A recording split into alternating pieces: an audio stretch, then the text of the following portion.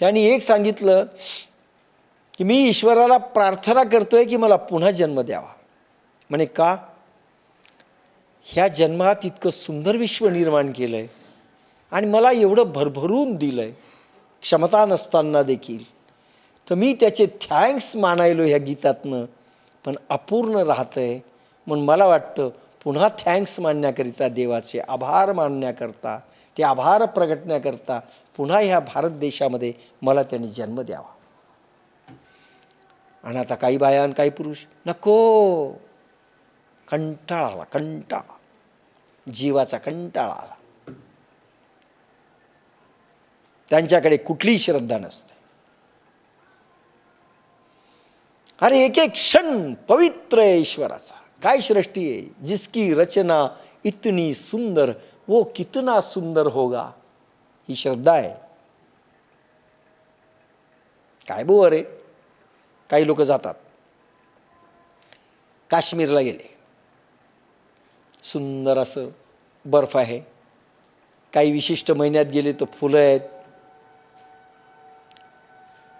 झुळझुळ झुळझुळनं काही प्रभाव वाहतोय,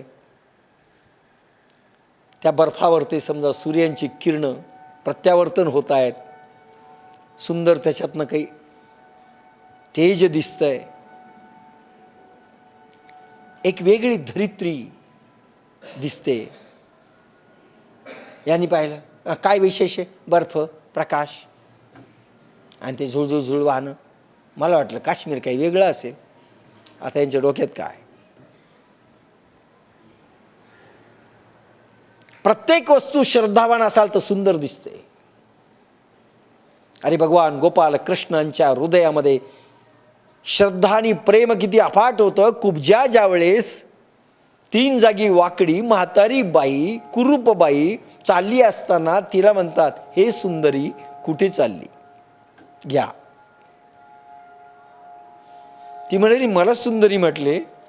हो म्हणले, बाई मी म्हटलोय आणि मी ज्यावेळेस शब्द देतो तुला सुंदरच करील.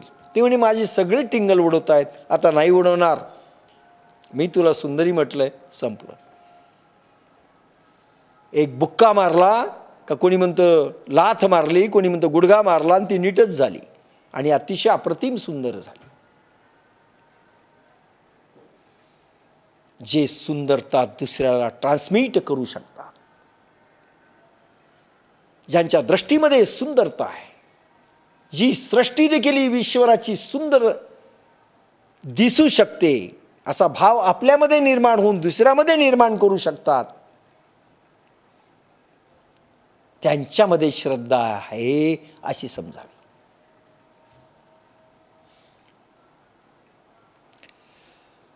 व हृदयात श्रद्धा जन्म घेते.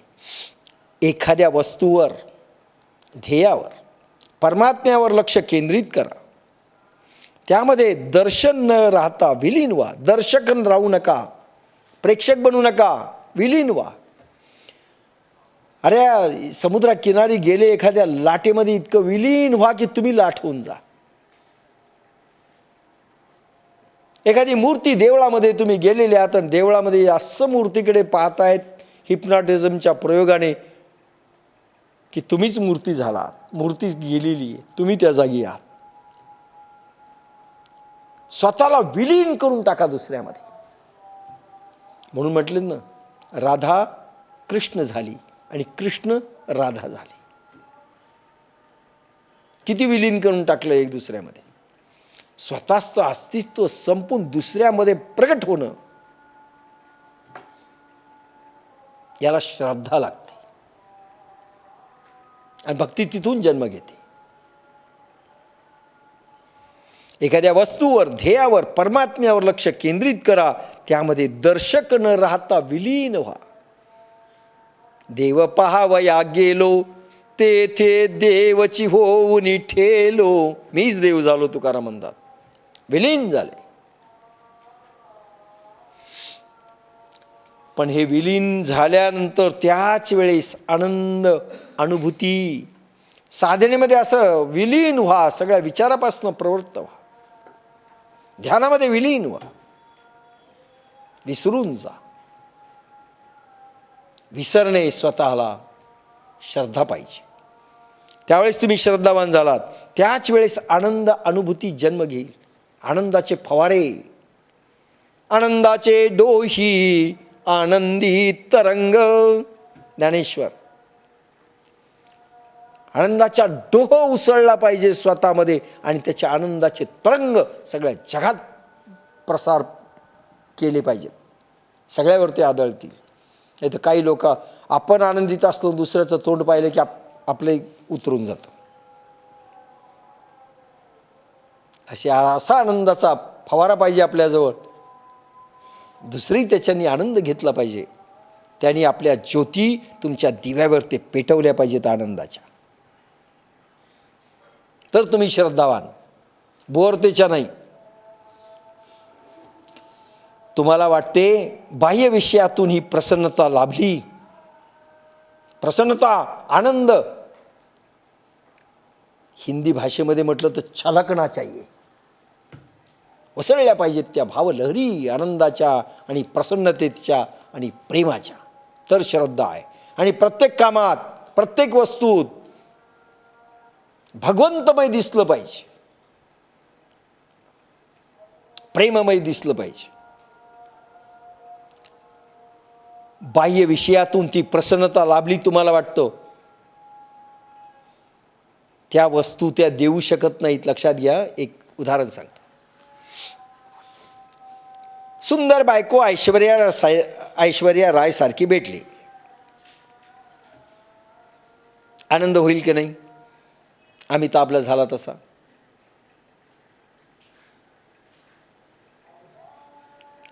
आनंद झाला की नाही? पण ऐश्वर्यासारखी बायको शुकाचार्याकडे, महावीराकडे जर गेली, त्यांना आनंद होईल का? नर आणि नारायणाकडे उर्वशी पाठवली, पाहिलं देखील नाही डुंकून. शुकाचार्य महावीर पाहणारही नाहीत, बुद्ध पाहणारही नाहीत. त्या नाचले तरी पाहणार नाही आणि पाहिलं तरी आनंदाच्या उर्मी उसळणार नाही. लक्षात घ्या काय म्हणलं. म्हणजे ती वस्तू आनंद देणारी आहे का, प्रेम देणारी आहे का? नाही. तुमच्या मनात जे दडलंय, जे स्वप्न, ऐश्वर्या मिलनी चाहिए, हे जे स्वप्न आहे, त्याच्यामुळे आनंद प्रगटतो. ती वस्तू नाही देऊ शकत. काही दिवसांनी एखाद्या नटनटीचा डायव्हर्स होतो, त्यावेळेस काय होतं? ती वस्तू नाही देऊ शकत हे सिद्ध होतं ना. ती व्यक्ती पण देऊ शकत नाही. मग नवरा बायकोचं जे प्रेम संपतं याचं कारण मनात नसतंच. म्हणून तो आरोपित करतो, आजकाल तुझं माझ्यावर ते पहिल्यासारखं प्रेम राहिलेलं नाही. ते म्हणते तुमचं तरी कुठं राहिलं. मग दोघायला वाटतं दोघायचं बाहेर आहे, कुठंच नसतं. कारण प्रेम नावाची वस्तू दोघातही नसते. नाहीच, ती येणार कुठून?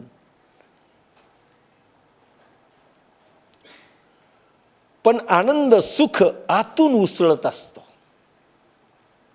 तो बाहेरून येत नाही. आपल्याला वाटतं ती वस्तू आनंद देते, नाही देत ती वस्तू. ती व्यक्ती देत नाही, ती वस्तू देत नाही. तो आतून उसळतो. ती वस्तू निमित्त बनते, ती व्यक्ती निमित्त बनते, तुमच्या आनंदाला चालना देते. ती वस्तू व्यक्ती ते आनंद बाहेर काढण्याचा प्रयत्न करते. ती स्टिम्युलेशन देते, प्रेरणा देते. असंच क्रोध, संताप, लोभ हे देखील तसेच निर्माण होतात. मला त्या बाईला पाहिलं की संताप येतो, क्रोध येतो, तोंड पाहू वाटत नाही. काय हे?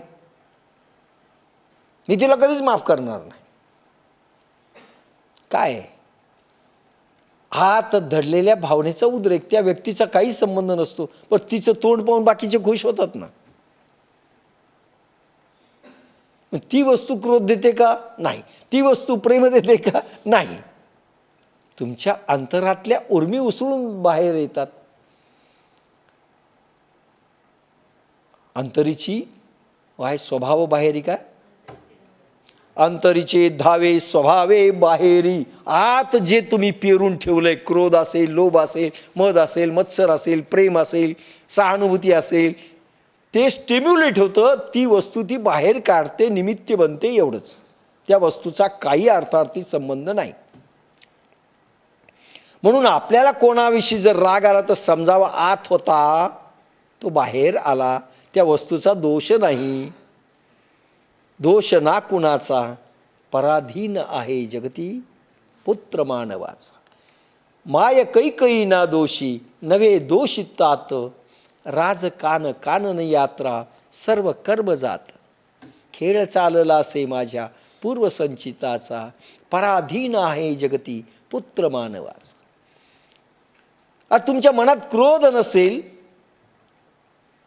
तर बाहेर काय येईल? बुद्धांच्या मनामध्ये क्रोध नाही, महावीरांच्या मनात क्रोध नाही, ज्ञानेशांच्या मनात क्रोध नाही, त्यांना किती छळलं तरी बाहेर आला नाही, आणि आपल्याला न छळताच बाहेर येतो. म्हणजे आत आहे ते बाहेर आलं. उलट त्याला खुश झालं पाहिजे की आपला क्रोध आहे, एकदा दिसलं त्याने बाहेर तरी काढला. खुश झालं पाहिजे आपण. अंतरीची धावे स्वभावे बाहेरी. आतला जो दबलेला भाग आहे तो स्वभाव घेऊन बाहेर पडतो. मग प्रेम असेल तर बाहेर पडेल ना. आपल्याकडे क्रोध आहे, सगळा माल मसाला आहे, प्रेम नाही.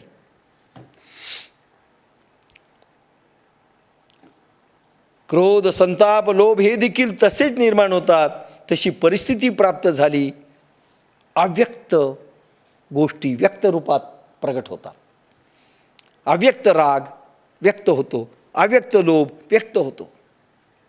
फार एकदा लोभ जर मनात घुसलेला असेल, दबलेला, की मला खूप श्रीमंत व्हायचंय, पण आता काय करावं, अजून हे मिळत नाही चान्स, आणि एकदा मिळाला. देसाई मोरेनी 1 लाखाची बॅग कुठेतरी ठेवली, श्रीमंत होण्याचा योग आला, मी पळवतो, आणि आतला लोभ बाहेर येतो. आणि तोच एखादा साधू महात्मा असेल, पाहिलं जाऊ द्या, पाहतही नाहीत, आतलं बाहेर येतं ना. आनंद प्रेम प्रगटले की त्या भावात स्थिर रहा, अखंड रहा. एकदा आनंद प्रेमाची लहर प्रगटली तुमच्यामध्ये, त्या भावामध्ये अखंड स्थिर राहा, प्रेममय राहा. मग नेहमी मी सांगत असतो, गोकुळात जा. भगवान कृष्णाचं अफाट सुंदर रूप आहे, आणि राधेचं अप्रतिम सुंदर रूप आहे. जाण त्या सौंदर्याकडे. गोपिका देखील अप्रतिम सुंदर आहेत. तिडीमिडी चौथा घोडा अशा कुठल्याही गोपिका नव्हत्या. एकीचं तोंड वाकडं, एकीचं डोळावर, एकीचं खाली वंडावून, डुचका, असं कुठलाही वर्णन नाही. पण भगवान कृष्णाच्या सहचिरणी सुंदरच असतील.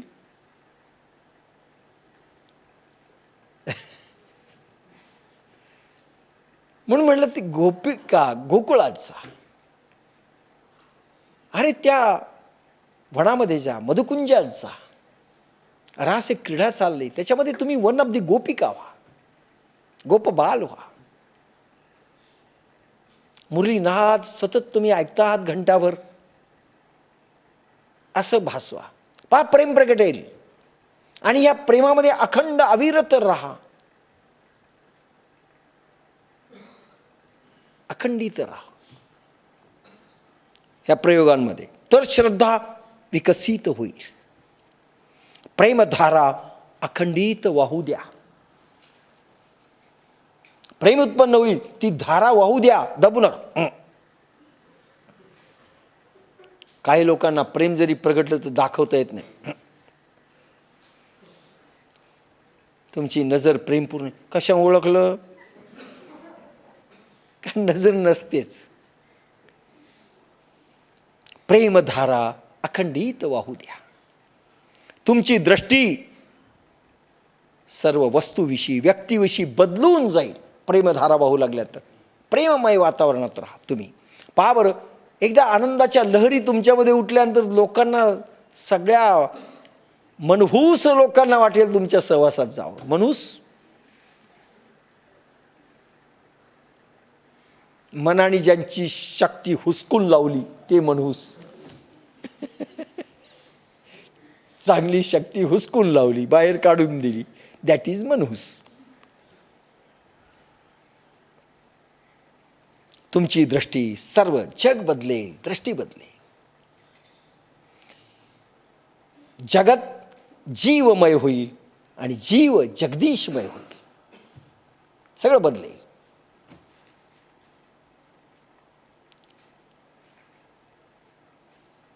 अरे गोकुळात जा, तुम्हाला काही चांगलं दिसणार नाही, पण त्याच वेळेस तुम्ही पूर्वीच्या गोकुळात जा, अरे भगवान कृष्णांची पावलं इथूनच गेली असेल ना, बस त्या भावलहरीमध्ये गेले की बस अनुभव सुरू झाले. समजा राधेची पावलं इथेच उमटली असेल ना, गोपांगणाचे समूह गुच्छ इथंच चालले असतील ना,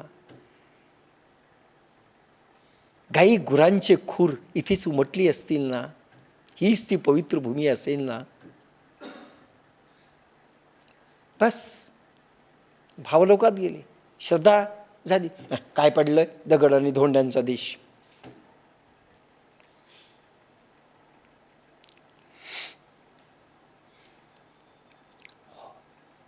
म्हणून होशपूर्वक बोध जागरण झालं पाहिजे. आत्मबोध जागरण होशपूर्वक झालं पाहिजे. त्याला श्रद्धा म्हणतात. त्याला श्रद्धा जन्म घेत असते. होश असला पाहिजे. झोपेत कर्म केले म्हणजे आत्मशक्ती झोपेत असताना सर्वार्पण प्रयोग किंवा कुठलेच प्रयोग नाही केले, हे झोपेत कर्म केले, त्याचं पाप होत असतं, पाप जन्म घेतं. आणि जागृत शक्ती, जागृत बुद्धी, जागृत मन, जागृत प्रयोग केले की पुण्य जन्म घेतं. हे आंतरिक उपलब्धी आहेत.